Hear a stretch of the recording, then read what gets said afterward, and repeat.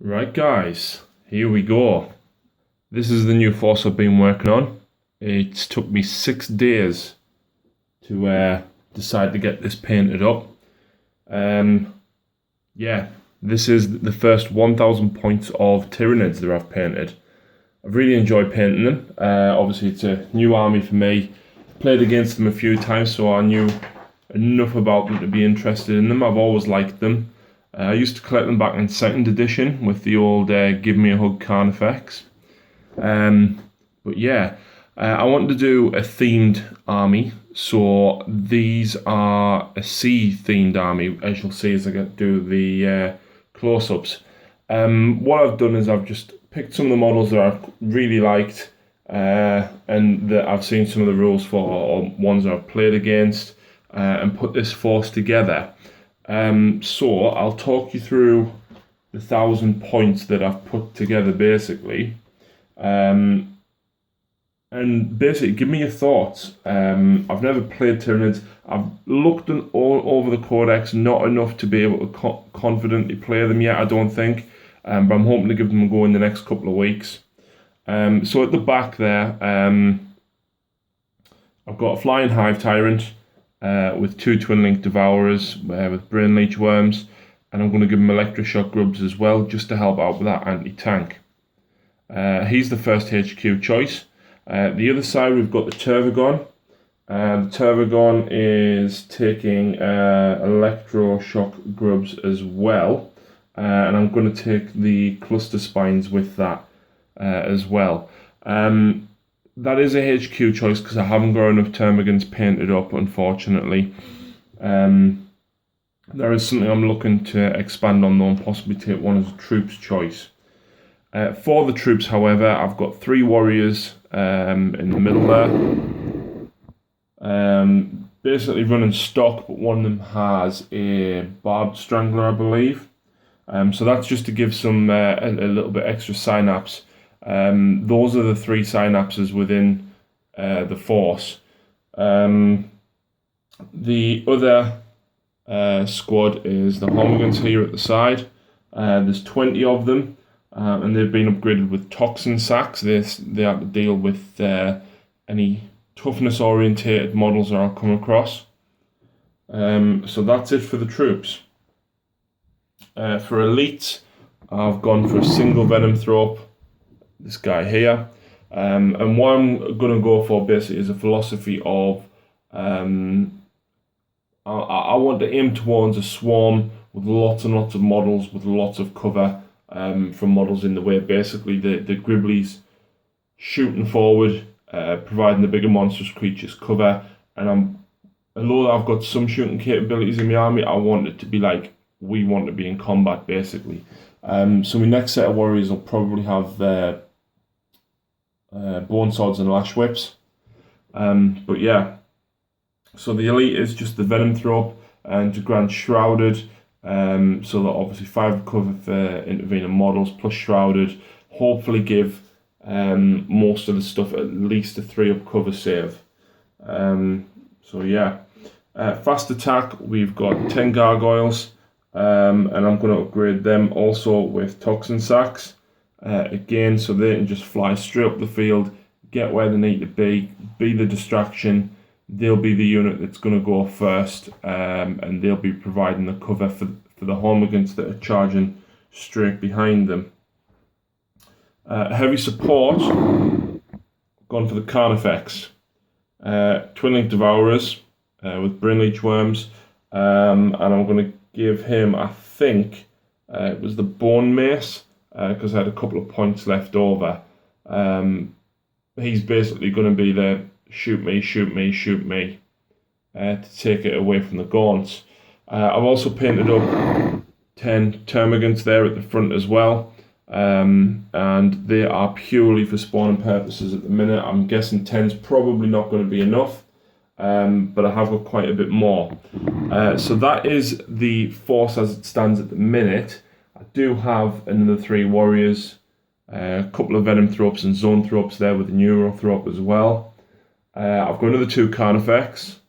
I have another 40 Hormigant and another 40 Termagant, along with another 10 gargoyles. I've got a Tyranid built up as well. I've got a walking hive tyrant or swarm lord. I've got a Morlock Trigon. The way I've built them, basically, could be either. So that's what I'm going for with that.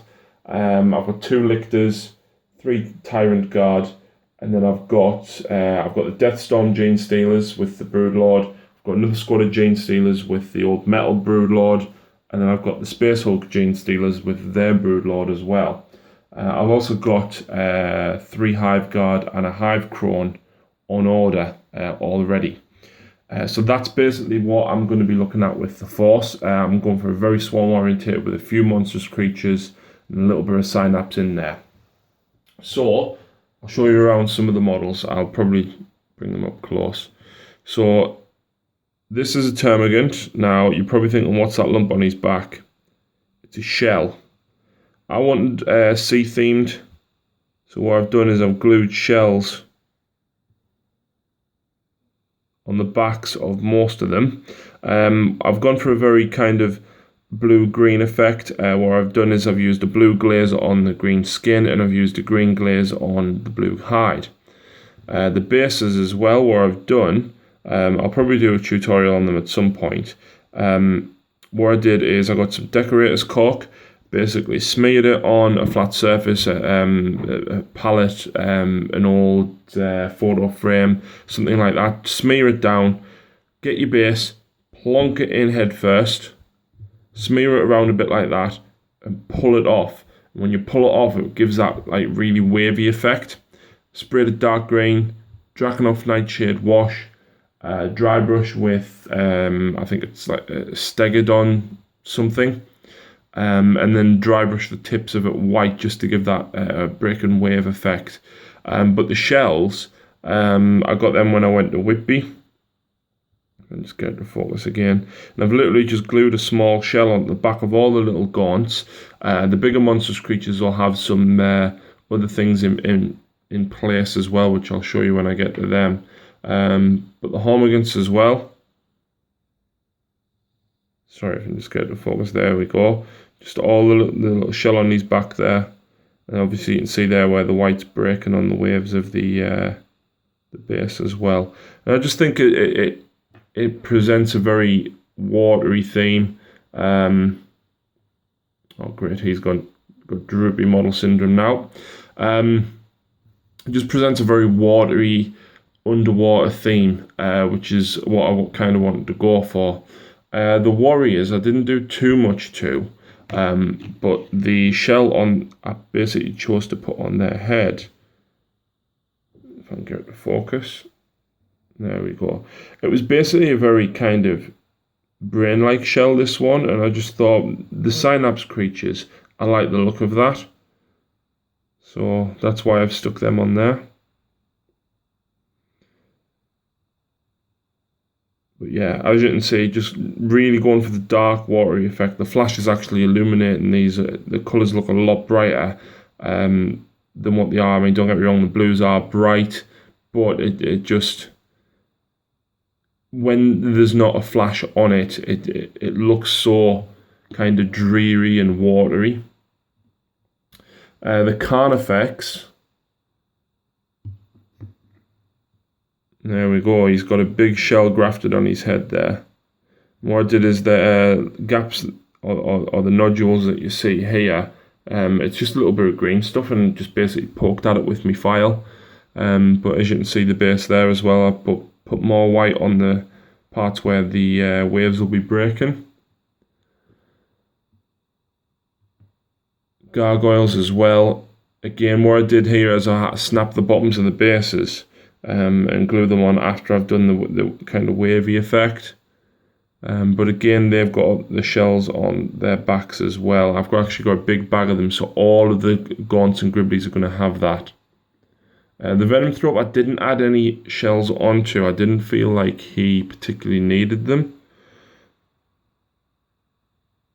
So I just kind of left him as he was. The Tervigon, I've added a couple of shells. Oop. one onto her head and one right onto the middle of her back there. And then I decided to kind of do one growing out the back of her back leg piece there. And I also added one to the tail. Cut the tail piece off and added that on as well. I've also added some gloss varnish to the termagant there at the front as well. Just to make it look like kind of wet fluid. As you can see on the base as well, I've just done the same effect. And what I did is, before I glued them all back to the bases, I sprayed them with gloss varnish spray, just to really brighten it up and give that glossy effect. And here's the tyrant, or the flyrant rather. So I've stuck these ones on his shoulder on either side, and again give him one on the top of his head there as well.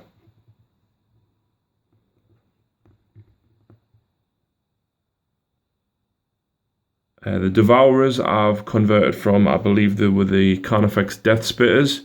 Literally just cut off top and bottom there, and they are Gaunt Devourers, which I literally just chopped to fit in. So yeah, there we go. That is 1,000 points of Tyranids done in 6 days, and I'm hoping to get a battle report done with them quite soon. So let me know what your thoughts are on Tyranids, guys. I'm really interested to find out what you think of the philosophy of the gargoyles in front with the to protect the Hormagaunts, the venom throat providing the cover, the warriors running up behind them just to provide a little bit of shooting and keep that synapse there. The Carnifex charging forwards, and the Flyrant being where he needs to be, and kind of the Tervagon sitting at the back, kind of being the castle of it as such. So yeah, let me know what you think, guys, but thanks very much.